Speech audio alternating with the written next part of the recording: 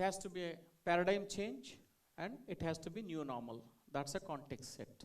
So I will share a story of the new normal, a paradigm shift in infrastructure building in this country or perhaps in the world. Hyderabad Metro is a unique project. Before that, I would like to mention about my own background. I was born in a village, a remote village of coastal Andhra. I studied till my graduation in Telugu medium,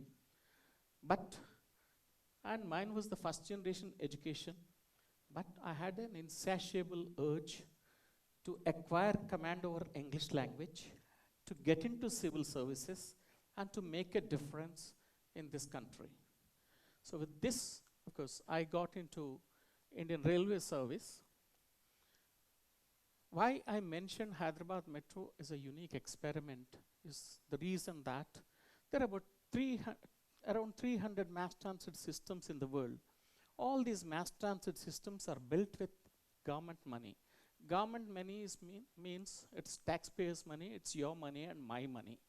I wanted to build it differently. Of course, before that, I worked in railways for about 20 years, then came on deputation to the state government.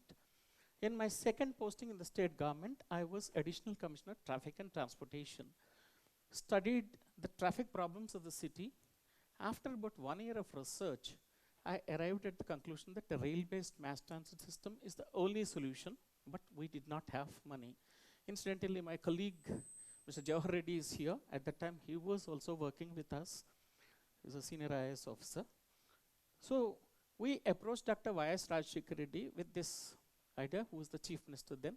He said, fine, you go ahead with that if you want to build it, but the thing is, don't ask me for money. I said, sir, such a huge project, you're saying that don't ask me for money. So we had to look at alternatives. Then I hit upon the idea that actually a mass transit system can perhaps be built with private sector money and not with government money.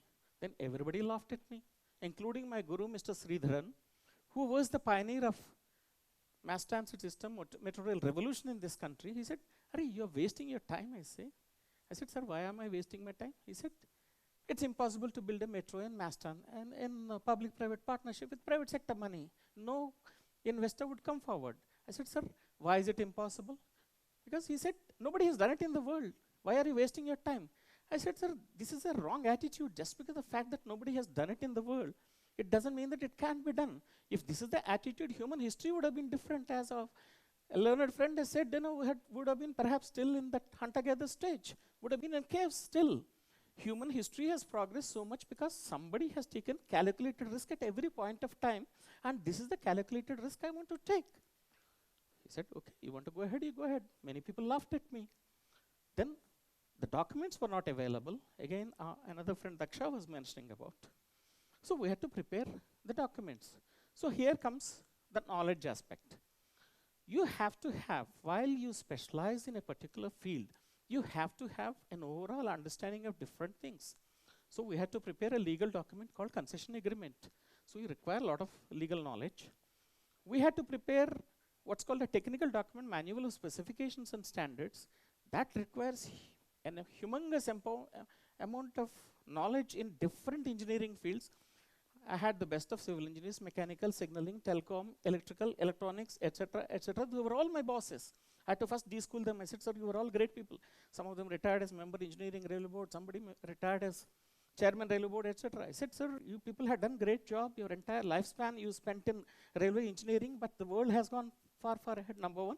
Number two, I'm not building it as a government project. I'm building it as a private sector PPP project. For PPP project, it has to be financially viable. You have to forget about your thing. First, I had to de-school them. Anyway, we did a lot of research, and we produced an excellent technical manual. Today, it's a standard in the world, this technical manual. And we achieved technology neutrality. So the concession agreement, legal document we prepared, the technical document we prepared the financial model, and went for the bidding. We got metas. Everything looked hunky-dory for about 5-6 months. Then one day, this gentleman, chairman, Metas or Satyam Group, Mr. Ramaling Raju, perhaps he was not able to ride the tiger which he was riding, declared to the world that he was manipulating his accounts. Krishna Palipu, who was considered to be the financial wizard, management wizard of the world, actually he was on the board. A retired cabinet secretary, the highest ranking government bureaucrat, he was on the board. These chaps did not know that actually this guy was manipulating the accounts. Imagine the outcome of that. The country's image got damaged. The image of the then Andhra Pradesh, United Andhra Pradesh got damaged. The image of Hyderabad got damaged. And the worst sufferers were my project, Hyderabad Metro, and me. Everybody threw stones at me. You have to understand what all one has to undergo. Newspaper writings, assembly debates for hours together. I was inquired by CBI, I was inquired by vigilance, I was inquired by audit. All sorts of issues were going on. I had to face all that. And as they say, team leadership is the most important thing. People used to laugh at my people saying that, "Hey, your boss is a mad guy. He was joint secretary in Government of India, but he gave up his career. He's a mad fellow. Why are you people spoiling your careers? You come out of that, because this project is not going to happen. It's a jinx project. Why are you wasting your careers?" It was going on like that. So I had to teach them lots of management lessons. I used to motivate them. Anyway, again we went for bidding. Luckily we got L&T as our concessionaire second time. But the problems didn't stop there. Unfortunately, Dr. Y.S. Rajshekar Reddy, Chief Minister, he passed away. He died in a helicopter accident. The state was in total chaos. Hyderabad was burning. The state was burning. There was nobody to take decisions. As if it was NVS Reddy's baby. If the project was my baby, I had to take all the decisions. So, all sorts of issues. As a part of the project, 3,000 properties I had to acquire. You know all Hyderabad situation very well. Narrow roads in the heart of the city, I had to do the project. So 3,000 properties were to be acquired. There were some great people in this country, still in the socialist mindset. Anything private sector does is bad. Private sector is for profiteering.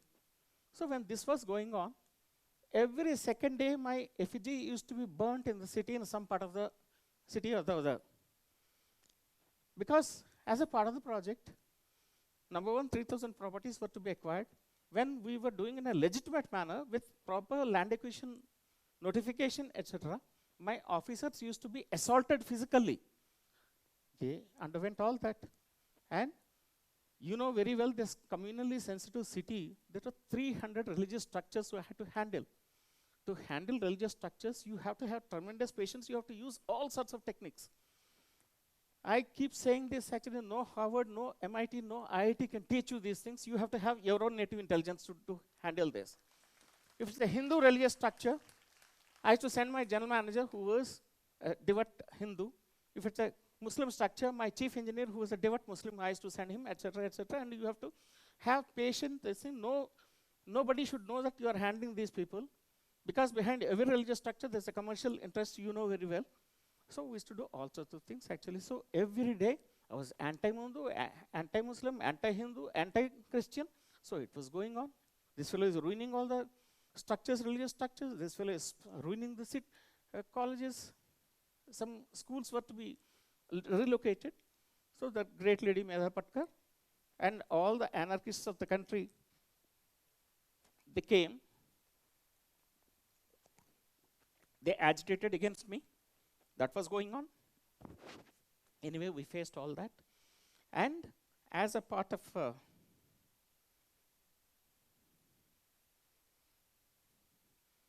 this was my childhood photos, etc. Then anyway, the next stage was, these were those days, every day in the newspapers, these used to be articles, etc. Agitations everywhere. Then as a part of the project, I had to handle about 5,000 trees that needed to be cut.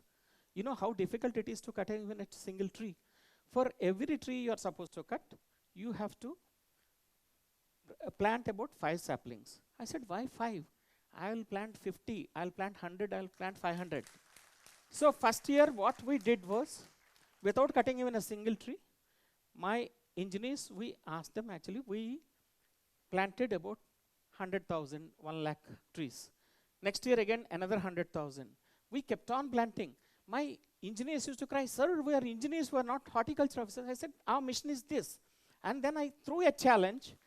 Out of these 5,000 trees, any tree that can be translocated, translocation is this. What you do is you prune the roots, you prune the branches, etc. Then apply some fungicide.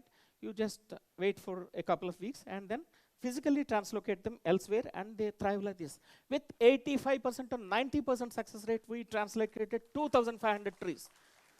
So then these chaps understood that this guy is totally different. Actually, he means, the problem with bureaucrats and politicians is that people don't trust us, okay? Because we say something and we don't deliver. Here we said, see, I started demonstrating. Then they said, sir, you could cut any number of trees you want, no problem. So like this, see, it was going on. And then the next issue is, all the time I used to walk. There are 2,600 pillars for my metro project in the phase 1. We call them piers in engineering language. I can write a story about each pillar, how I solved the problem there. Because in the middle of the road, you have to cut about 28 feet, you have to dig deep, or 10 feet deep you have to go. Hardly any place is there for traffic to go. So all the time I used to walk. Either I used to walk for about 10 kilometers a day. It's called famous NVS Reddy Padayatras. After Dr. Y.S. Rajshekar Reddy Padayatras, I think my Padayatras were there, famous. I used to tell my L&T engineers, you can't solve these things sitting in AC rooms. You have to come with me, I'll tell you how to solve the problem. You have to have designs specifically for that particular thing. So I used to work. So what used to be like this, actually, has become, so that beautiful thing. Anyway, then similarly, when you have to solve the traffic problems, so there should not be anything. So what used to be like that? Actually, today it's an international center where the trains are, for the first time we brought this technology to India. It's called communication-based train control system, where trains are remotely, practically it's a driverless technology. I can bring 2 trains as close as 40 meters. Imagine Indian Railways, kilometers away they stop the train and then close the level crossing gate, and the entire traffic stop. From that technology to this technology, I can bring 2 trains as close as 40 meters, and I can run trains for every 1.5 minutes I can run a train.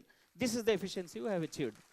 At that time, Mr. Sridharan said, sir, I'm going for CBTC technology. He said, why? We did not go in Delhi Metro, and you are going for that technology. I said, sir, Delhi Metro is not the ultimate. Hyderabad, I'm going to do it. Actually, we have done it. After that, now, every metro in India is following the CBTC technology, which is the latest technology.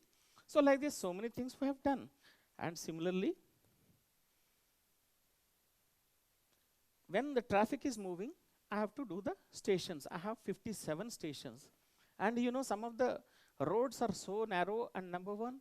Number 2, between Hyderabad and Secunderabad, I have only one road called Begumpet Road. I can't close that road. Whereas all of the metros in the country, they have closed the roads, they have diverted the traffic, etc. So the challenge I gave is that an elevated metro station is called basically a portal station. In the middle of the road, you have one pier, one pillar. This side of the road, one other pillar. This side is another pillar. 3 pillars will be there, and there is what is called the beam.